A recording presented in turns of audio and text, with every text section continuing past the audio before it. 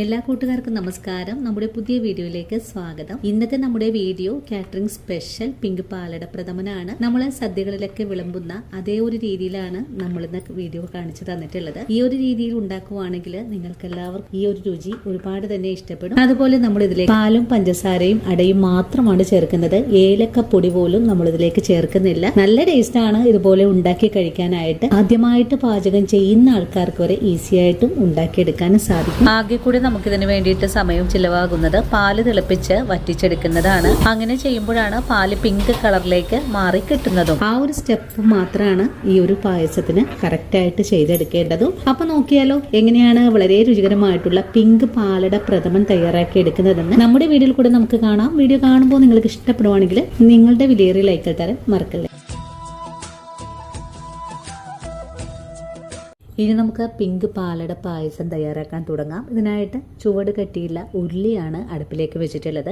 ഇനി ഉരുളി ഒന്ന് ചൂടായി വരട്ടെ. ഉരുളി ചൂടായി വന്നിട്ടുണ്ട്. നമുക്കിതിലേക്ക് 1 കപ്പ് വെള്ളം ഒഴിച്ചു കൊടുക്കാം. വെള്ളം ഒന്ന് ചൂടായി വരട്ടെ. വെള്ളം ഇപ്പോൾ ചൂടായി തുടങ്ങിയിട്ടുണ്ട്. ഇനി നമുക്കിതിലേക്ക് 3 ലിറ്റർ പാല് ഒഴിച്ചു കൊടുക്കാം. രണ്ടാമത്തെ പാലും ഒഴിച്ചു കൊടുക്കാം. ഇപ്പോൾ 2 ലിറ്റർ പാലായിട്ടുണ്ട്. അങ്ങനെ മൂന്നാമത്തെ പാലും ഒഴിച്ചു കൊടുത്തിട്ടുണ്ട്. ഇനി പാല് നല്ലോണം തന്നെ ഒന്ന് തിളച്ച് വരട്ടെ. അതിനായിട്ട് നമുക്ക് പാലൊന്ന് ഇളക്കി തിളപ്പിച്ചെടുക്കാം. ഈ ഒരു സമയത്ത് നമുക്കിതിലേക്ക് ചേർക്കാൻ ആവശ്യമായ 200 ഗ്രാം അട നമുക്കൊന്ന് വേവിച്ചെടുക്കണം. അട വേവിച്ചെടുക്കാനായിട്ട് 1 ലിറ്റർ വെള്ളം അടുപ്പിലേക്ക് വെച്ചിട്ടുണ്ട്. ഇനി വെള്ളം നന്നായിട്ടൊന്ന് തിളച്ച് വരട്ടെ. ഇപ്പോൾ നമ്മൾ അട വേവിക്കാൻ വെച്ചിരിക്കുന്ന വെള്ളം നല്ലതുപോലെ തിളച്ചു തുടങ്ങിയിട്ടുണ്ട്. ഇനി നമുക്കിതിലേക്ക് 200 ഗ്രാം പാലട വെള്ളത്തിലേക്ക് ചേർത്ത് കൊടുക്കാം. പാലട ചേർത്ത് കഴിഞ്ഞാൽ നല്ലവണ്ണം ഒന്ന് ഇളക്കി കൊടുത്തതിന് ശേഷം അട ഒന്ന് തിളപ്പിച്ചെടുക്കണം. അട ചേർത്ത് ഒന്ന് നന്നായിട്ട് തിളച്ചു കഴിഞ്ഞാൽ പിന്നെ നമുക്ക് ഫ്ലെയിം അങ്ങ് ഓഫ് ചെയ്ത് കൊടുക്കാം. അതിനുശേഷം അട ഒരു 30 മിനിറ്റ് നേരം അനക്കാതെ തന്നെ മൂടി വെച്ച് കൊടുക്കാം. അട ഇപ്പോൾ തിളച്ചു തുടങ്ങിയിട്ടുണ്ട്.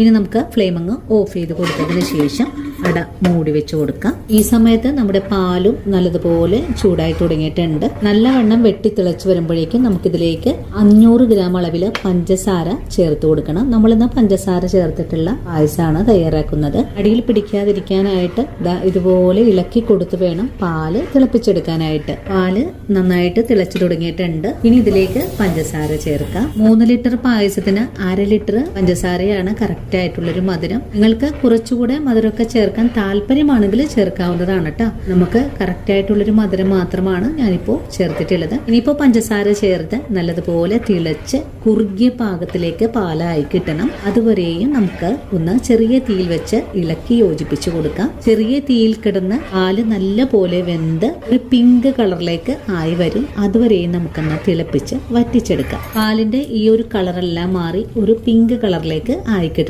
നമ്മൾ പാലട പായസമൊക്കെ തയ്യാറാക്കുമ്പോൾ ആ ഒരു പായസത്തിന്റെ കളറാണ് പാലിന് ആയി വരേണ്ടത്. അതുവരെയും നമുക്ക് തിളപ്പിച്ച് വറ്റിച്ചെടുക്കാം. ഈ സമയത്ത് അരമണിക്കൂർ നേരം തിളച്ച വെള്ളത്തിൽ കുതിർത്തിയിട്ടുണ്ടായിരുന്ന പാലട നല്ലതുപോലെ ഒന്ന് വെള്ളമെല്ലാം വറ്റി വെന്ത് വന്നിട്ടുള്ളൊരു പാകമാണ്. നമുക്ക് കൈകൊണ്ട് ഇതുപോലെ ഒന്ന് തൊട്ട് നോക്കിയാൽ ഇങ്ങനെ വിട്ട് വരുന്ന ഒരു പാകത്തിലേക്കാണ് നമുക്ക് വേവിച്ചെടുക്കേണ്ടത്.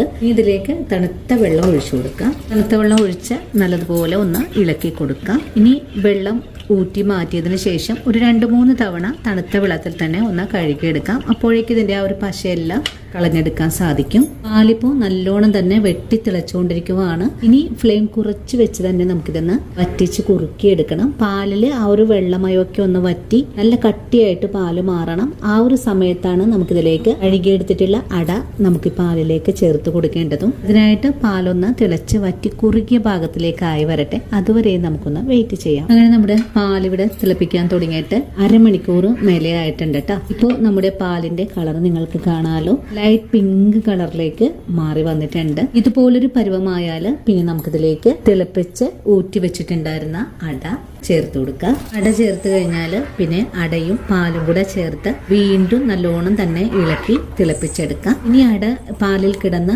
ഒന്നുകൂടെ തിളച്ച് വെന്ത് കുറുകിയ പരുവത്തിലേക്ക് ആക്കിയെടുക്കണം. അതുവരെയും നമുക്ക് തിളപ്പിച്ചെടുക്കാം. പാലിലേക്ക് അട ചേർത്ത് കൊടുത്തതിന് ശേഷം വീണ്ടും പാല് നല്ലതുപോലെ തിളച്ചു തുടങ്ങിയിട്ടുണ്ട്. ഇനി ഒന്നുകൂടെ ചെറിയ തീയിലേക്ക് മാറ്റി പാലൊന്ന് തിളച്ച് കുറുകിയ പാകത്തിലേക്ക് ആയി വരാനായിട്ട് നമുക്കൊന്നും കൂടെ വെയിറ്റ് ചെയ്യാം. അടയെല്ലാം പാലിലേക്ക് ചേർന്ന് കിട്ടണം. അതുപോലെ നല്ല പോലെ കുറുകിയ ക്രീമി ടെക്സ്ചറിലേക്ക് ഒന്ന് മാറിയും കിട്ടണം. അതുവരെയും നമുക്ക് ഒന്നുകൂടെ വെയിറ്റ് ചെയ്യാം. ഇപ്പോൾ നമ്മുടെ പാലട ഇതുപോലെ ഒരു പിങ്ക് കളറിലേക്ക് ആയി വന്നിട്ടുണ്ട്. അത്യാവശ്യം ഒന്ന് കുറുകിയ പാകത്തിലേക്കും കൂടെ ആയി വന്നിട്ടുണ്ട്. ഒന്നുകൂടെ കളർ ചേഞ്ച് ആയി വരണം. അതിനായിട്ട് നമുക്ക് ഒന്നുകൂടെ ഇളക്കി തിളപ്പിച്ചെടുക്കാം. അങ്ങനെ നമ്മുടെ പിങ്ക് പാലട പ്രഥമൻ ഇവിടെ ഇതുപോലെ ഒന്ന് റെഡി ആയിട്ടുണ്ട്. പാലിലെ ആ ഒരു നെയ്മയെല്ലാം തെളിഞ്ഞ് നല്ല പിങ്ക് കളറിലേക്ക് ആയി വന്നിട്ടുണ്ട്. ഇതുപോലൊരു പരുവമായാൽ പിന്നെ നമുക്ക് ഫ്ലെയിം അങ്ങ് ഓഫ് ചെയ്ത് കൊടുക്കാം. അതിനുശേഷം ചൂടാറി വരുമ്പോൾ നമുക്കൊരു ഗ്ലാസ് ബൗളിലേക്ക് കൂടെ മാറ്റാം. അങ്ങനെ വളരെ രുചികരമായിട്ടുള്ള പിങ്ക് പാലട പ്രഥമൻ ഇവിടെ റെഡി ആയിട്ടുണ്ട്. നമ്മൾ ഇതിലേക്ക് ഗാർണിഷിനായിട്ട് മറ്റൊന്നും തന്നെ ചേർക്കുന്നില്ല.